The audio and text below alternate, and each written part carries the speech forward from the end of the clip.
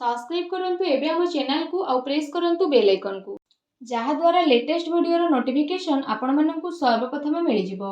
नमस्कार बंधुगण आपण माननकु आम यूट्यूब चैनल को स्वागत। आज रो वीडियो रे आमे आपण माननकु कहिबु 14 तारीख रु 28 तारीख अर्थात ए 15 दिन रो आपणक राशि रो महाराशि फल विषय रे।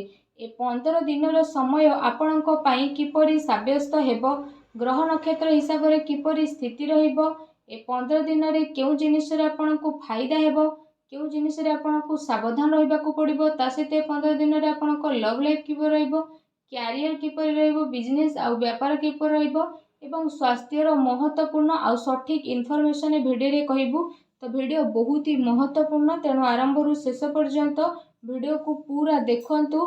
वीडियो को आपण आदौ भी मिस करंतु नहीं। वीडियो आरंभ करबा एहा पूर्व आपन को रिक्वेस्ट करबा, भगवान सूर्यदेवंकर सच्चा भक्त होइथिले वीडियो को लाइक करंतु। सच्चा दिल रे कमेंट बॉक्स रे जय सूर्यदेव बोली आपण अवश्य लिखंतु, जहा द्वारा भगवान सूर्यंक कृपा आपण को ऊपर आपण को परिवार ऊपर रहइबो। तो आसंतु जानिबा भगवान सूर्यदेवंक आशीर्वाद रु आपण को पई विशेष भाव रे 14 तारीख रु 28 तारीख पर्यंत समय विषय रे, अर्थात 15 दिन रो महत्वपूर्ण समय। तो जदि कहबा ए समय रे काम कार्य को नहीं किछि सकारात्मक यात्रार मध्य प्लान बनिबो। आर्थिक रूप से आपणक पई विशेष भाव में लाभदायक स्थिति रहिबो। संतान संबंधित कौनसी विशेष कार्य संपन्न हेबा द्वारा आपणको खुशी अनुभव हेबो तथा कार्य को आपण ऊर्जार सहित पूरा करिवार जज्बा मध्य बनइबे। ता सहित ए समय रे पारिवारिक वातावरण अनुशासित तथा सकारात्मक मध्य रहिबो। कौनसी समस्या रे विवाह संबंधित भल प्रस्ताव मध्य आपणकर आसीपारे। ता सहित आपण निजर कार्य को योजनाबद्ध एवं उचित उपाय रे ब्रह्मबद्ध करिकी निपुटेकी कहिछि अवश्य ही आपनको सफलता मिलिबो। ता सहित किछि समय रु चली आसुथुबा प्रॉब्लम सबु आपणकर जीवन को परिवर्तन मध्य विशेष रूप से करदेव, जो कारण पई आपण निजे निजको बहुत ही अधिक चिंता मुक्त बोली मध्य अनुभव करिवे। ता सहित विदेश रे जाइके अध्ययन करिवे पई मध्य प्रयासरत विद्यार्थी को मध्य अनुकूल प्रयास मिलिबो। एहा सहित जदि कहिबा आपण एहा अनुभव करिवे कि कौनसी विपरीत परिस्थिति रे आपणकर पूरा परिवार कांधरे कांध मिसेकी आपणक साथ रे अछंती। तो सेथि पई निजर परिवार को प्राथमिकता ऊपर रखिबा आपणक पई अति आवश्यक। घरर बड़ वृद्ध वरिष्ठ व्यक्ति सहित मध्य विशेष रूप से जदि आमे कहिबा तांको पई भी स्थिति आपणकर बहुत ही भल रहिबो, बहुत बढ़िया रहिबो। प्रतिटी स्थिति आपणक पई बेस्ट रहिबो। आ घरर माहौल आपणकर आहुरी अधिक खुशी भरा रहिबो। सेथि पई घरर बड़ वृद्धंक सह वरिष्ठ व्यक्ति सह किछि टाइम आपण अवश्य ही स्पेंड करंतु। पारिवारिक सदस्य को आपणक ठारू किछि भल अपेक्षा रहिबो नाही। आ आपणको एहा पूरा करिवारे समर्थ आसीबे। तांकर पूरा खुशी आपणको बहुत अधिक खुशी प्रदान करिवो। ए समय रे धन रिलेटेड निवेश करिबा पई मध्य समय बहुत भल रहउची। आर्थिक स्थिति को मजबूत करिबारे मध्य आपण आपणकर पूरा ध्यान केंद्रित करिवे। एहा सहित आपण अधिकतर समय आत्म मंथन तथा एकाग्रचित वातावरण रे विशेष रूप से आनिबे, जहा द्वारा आपनको बहुत सारा प्रॉब्लम रु छुटकारा मिल जिवो, खुशी अनुभव करिवे तथा निज भितरे अप्रत्याशित संतोष आ ऊर्जार संचार मध्य आपण विशेष भाव में अनुभव करिवे। एहा सहित ए समय रे अजथा खर्च उपरे नियंत्रण करिबा आपणक पई आवश्यक रहिछि। अटकी थिबा पैसा मामला रे काहा उपरे आखि बंद करी आपण विश्वास करंतु नहीं। घरर वरिष्ठ व्यक्तिंकर परामर्श नै कि आपण काम करंतु। ए स्थिति आपणक पई बहुत भल रहिबो। विद्यार्थी तथा युवा वर्ग हास परिहास तथा मनोरंजन संबंधित व्यावसायिक कार्य रे पड़िकी निजर कैरियर सहित समझौता करंतु नहीं। घरे अचानक ही कौनसी संपर्कियंकर आसीबा द्वारा घरर व्यवस्था आपणकर बिगिड़ी पारे।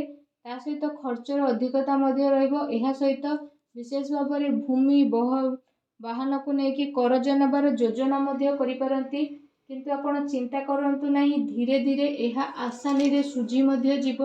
कौनसी अति संपर्कीय मित्रंक सह भूल कथबार्ता उत्पन्न मध्य होई पारे।